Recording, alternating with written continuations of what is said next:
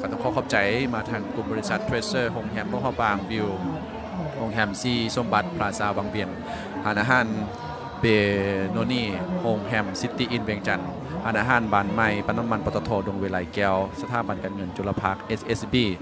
อาหารห้องสมุดเพื่อสุขภาพอาหารคาเฟ่อเมซอนสาขาเพชรสมัยนครหลวงพระบางออกมาแล้วท่านผู้ชมสำหรับหอบที่3เป็นการพบกันระหว่างเรือของบ้านจอม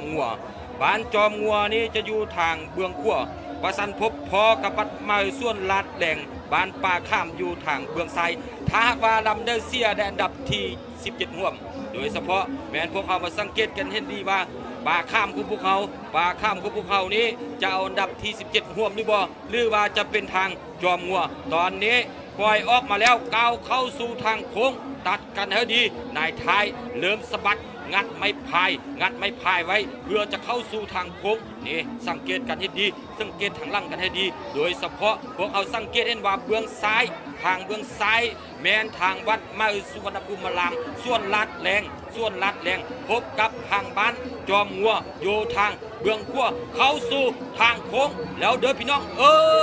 เอาแล้วท่านผู้ชมสำหรับตอนนี้เนาะบรรยากาศแบบนี้คมคึกคืนแบบนี้ทรายนำวงกระจายแบบนี้ห่างเหินมาโดนนานพอสมควรแต่ว่ามาเบิ่งกันว่าตอนนี้เป็นการพบกันระหว่างจอมงัวอยู่ทางเบื้องขวาใส่เสื้อสีเขียวพบกับวัดไม้หรือว่าส่วนลาดแรงอยู่ทางเบื้องซ้ายใส่เสื้อสีเขียวแข็งกว่ามาเบิ่งกันว่าจอมงัวจะสามารถตีแหงแสงนี้ทางส่วนลาดแรงได้หรือบ่ได้จอมงัวพยายามที่จะตีแหงแสงนี้วัดไม้สุดลัดแดงจอมมัวใส่เสื้อสีเขียวนี่เสื้อสีเขียวทางเบื้องขวาจอมมัวพยายามที่จะไล่บดไล่เบียดไล่เสียดไล่ซี่พยายามตีแหงแสงนี้วัดไม้สุดลัดแดงได้หรือบ่ได้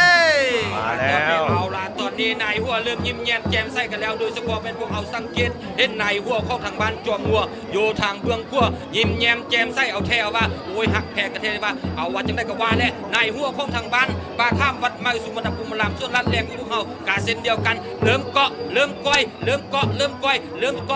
กันเข้ามาระหว่างวัดไม้สุวรรณภูมิรามกับบ้านจอมงัวว่าจังได้บ้านจอมงัวของพวกเขาว่าจังได้บ้านจอมงัวของพวกเขามาสังเกตอยู่ในมุมนี้เห็นได้ว่าวัดไม้สุวรรณภูมิรามเริ่มตีตัวนี่ห่างบ้านจอมงัวไปแล้วเด้อพี่น้องโอ้นี่ได้นี่ไปจอมมัวบอกว่าซ้ำนี้มันเป็นงานน้อยมันก็ได้เป็นงานใหญ่จอมมั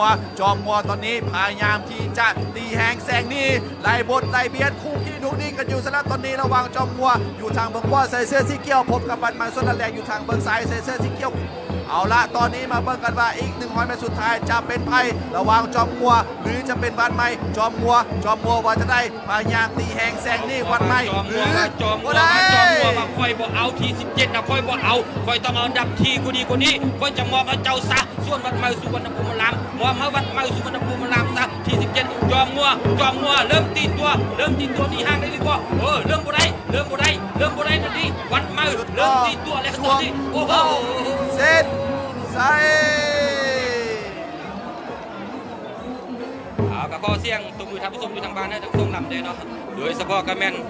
วัดไม้สุวรรณภูมิรามส่วนลาดแหลงอยู่ทางเบื้องขั้วแข่งกับทางจอมงัวอยู่ทางเบื้องซ้ายก็ถือว่าซูซี่ดูนี่ก็ได้สำหรับ